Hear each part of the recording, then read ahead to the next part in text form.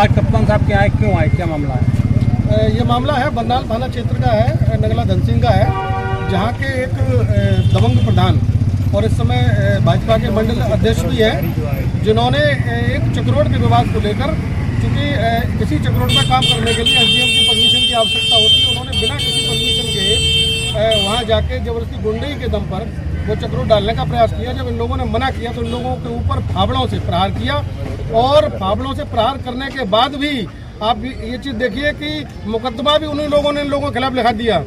पीड़ित पक्ष के खिलाफ ही मुकदमा भी लिख गया। ये पीड़ित पक्ष इधर उधर भाग रहा न्याय के लिए, लेकिन कोई भारतीय जनता पार्टी का नेता इस समय इन लोगों की मदद करने के लिए तैयार नहीं है। इसलिए हम सब ब्राह्मण समाज के लोग इकट्ठे होकर इन लोगों के खिलाफ और ऐसी दबंगी के खिलाफ आज हम कप्तान साहब से मिलने आए।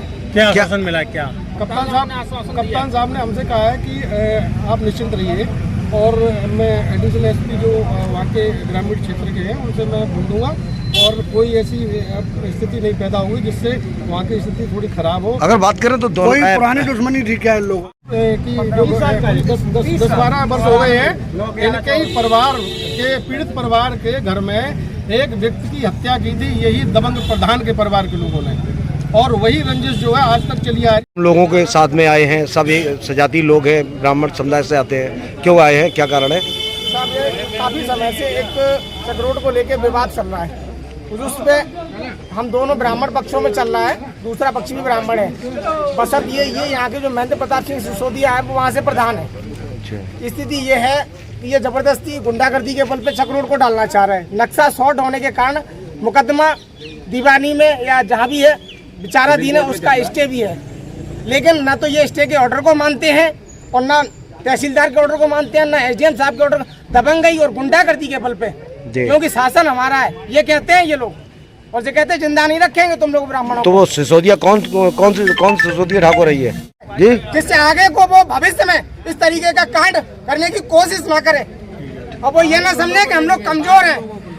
हम लोग जब मरने की स्थिति आ जाएगी तो हम मारने में भी पीछे नहीं हटेंगे। आदित्य पांडे जी यहाँ पर कप्तान साहब के पास आए हैं, क्या पूरा मामला है, क्यों आए हैं, क्या कारण मामला है? ये है कि नगला धनसिंह में किसी की जमीन पर जबरदस्ती, न तहसीलदार का साथ में, न लेखपाल, न कोई कोर्ट का आदेश, उसके बाद जबरदस्ती चक्रोड डालने चले गए। विरोध करने पर 20-25 लड़के लेके, आप गुंडे बदमाश लेके, बाहर से 20-20 किलोमीटर दूर के लड़के लेके आप पूरी तैयारी से अगर नहीं गए हैं तो आप बताइए ये गुंडे नहीं है और क्या है? बाहर के लड़के क्यों बुलाए? तैयारी पूरी थी इसीलिए तो बुलाए। विरोध जब किया तो फावड़ा लेके आप जो है उनके ऊपर हावी हो गए। बचाव में दूसरा पक्ष भी कुछ ना कुछ तो करेगा। चोटें दोनों तरफ से आई, किसी को ज्यादा किसी को कम। अब साहब सत्ता पक्ष के दबाव से उनके ऊपर तो मुकदमा लिखा जा रहा है, क्योंकि पूरा प्रदेश देख रहा है इस समय ब्राह्मणों की स्थिति क्या भाजपा ने कर रखी है।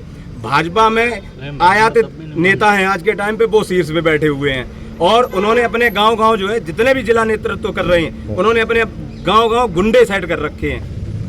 ठीक है, तो वो आतंक, इस समय आतंक मचा रखा है। सत्ताधारी नेताओं ने पूरा आतंक मचा रखा है इस समय। आप कहीं भी देखिए, मैं आपको वर्तमान की स्थिति बता रहा हूँ। ये नया मामला नगला धनसिंह, ठीक है, कुछ दिन पहले आपने सुना होगा, 4 दिन पहले ये मैनपुरी का ये केस और उछला था नंगई का। इससे पहले कुसमरा आप देख लीजिए, कुसमरा में भी यही कंडीशन कर रखी है। 27 फर्जी PIL डाली गई, 27 ब्राह्मण हैं उसमें, और 27 के 27 सिर्फ ब्राह्मण। आप बताइए क्या ब्राह्मण इतना बड़ा माफिया और इतना बड़ा जो है बदमाश हो गया है कि हर जगह ब्राह्मण ही केवल जो है दिखाई पड़ रहा है? तो क्या टारगेट किया जा रहा है? टारगेट किया जा रहा है, सिर्फ टारगेट किया जा रहा है ब्राह्मणों को। और सिर्फ कहते हैं ना कि किसी को अगर मारना हो तो उसका कैरेक्टर मार दो। ब्राह्मणों को केवल अपराधी, अत्याचारी साबित किया जा रहा है, माफिया साबित किया जा रहा है और कुछ नहीं, जबकि मूल वोट ब्राह्मण है भाजपा का। अब तक अगर यही स्थिति रही तो समय नहीं लगेगा। ब्राह्मण बनाना जानता है तो बिगाड़ना भी जानता है।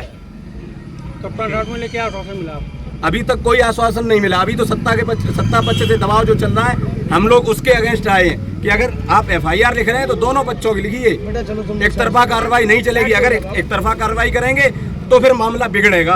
अगर बात करें तो ये चक्रोड डालने वाले कौन लोग थे? महेंद्र प्रताप सिंह भदौरिया, प्रधानपति सिसोदिया।